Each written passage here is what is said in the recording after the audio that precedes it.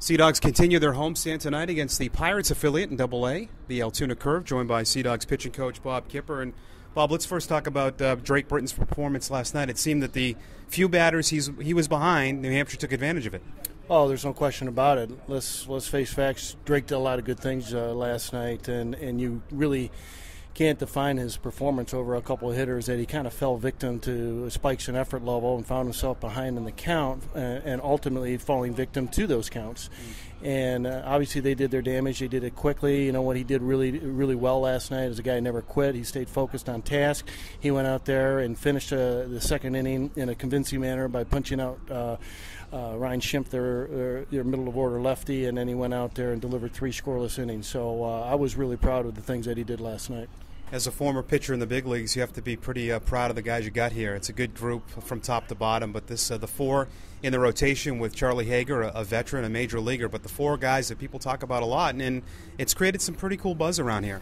It is, and I think these guys challenge each other, and I think that's been a really good thing here. And anytime a guy like Renato, Workman, Britton or Barnes go out there, even Charlie Hager go out there, and they deliver a solid performance. I mean, the next guy following night wants to do the same thing, and so it's a nice competition that's going right now. Obviously, it's an impressive collection of arms, the best I've ever seen, and I think these guys have an opportunity to impact our major league club here soon. I don't have a timetable. I'm not that smart, but I know it should be. It'll be sooner rather than later. I'm glad you brought that up because that's the question everyone wants to know, and you've told me this over the years. I mean, if you guys knew that, you'd be geniuses. But when can a guy take the next level? Is if he's ultimately dominating a level, or is it more into that? Well, I think you look for guys beating the league, and when they're beating the league and they're doing it over an extended period of time, you like to think that they're ready for the next challenge, and that's usually the next level. So we're seeing guys here that are beginning to beat the league. Anthony Renato clearly up to this point has beat the league. Brandon Workman has done a wonderful job of containing lineups, dominating lineups at times, and he's went out there and he's been a really solid pitcher for us. Obviously, Matt Barnes has really, after his first couple starts of the year, has really turned things around, and he's been out there and been really solid. I don't even know how many starts consecutively we're talking about, but it's been a while.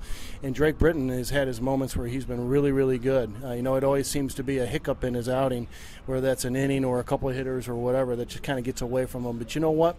All these guys are young. They're somewhat inexperienced. Obviously, we're providing these guys the experience that's necessary to develop to the extent that they learn their body, they learn the deliveries, they listen to their instincts and exercise them. And they're clearly talented young men. Something that I didn't give them, nobody gave them. It's God-given ability to throw a baseball as well as they throw a baseball. It's the little things in their game that need to continue to develop. Their ability to defend their position, the ability to control a running game. All these things are components of a complete major league pitcher. And I don't expect that these guys have all the answers. I certainly don't expect them to be perfect at any time. We just want to see progression. We want to see the development in the right direction. Sea Dogs pitching coach Bob Kipper joining us. Daniel Bard's been throwing some simulated games against live hitters. Good to see him throwing off a mound and him to get better. And I think the one thing we have to remember, this has happened to guys before. It's just that Daniel Bard was at a different level in the big leagues, and he's down here now. So it seems very drastic, but we've seen it over the course of time in this game.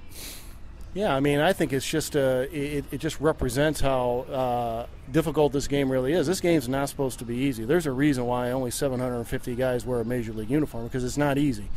And if it was easy, everybody'd do it. And I think we've talked about this before a little earlier in the season, Mike, is that he's got a baseline of dominant major league performance to draw from.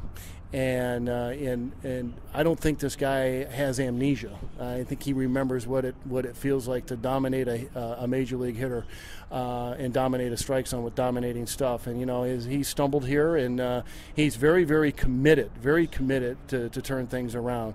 And it's all about simplifying his thoughts, simplifying his delivery, and him getting to the point that he can trust it. All right, Bob, appreciate the time. We'll talk to you again. Thanks, Mike. Appreciate it. All right, Sea Dogs pitching coach Bob Kipper on our pregame show and SeaDogs.com.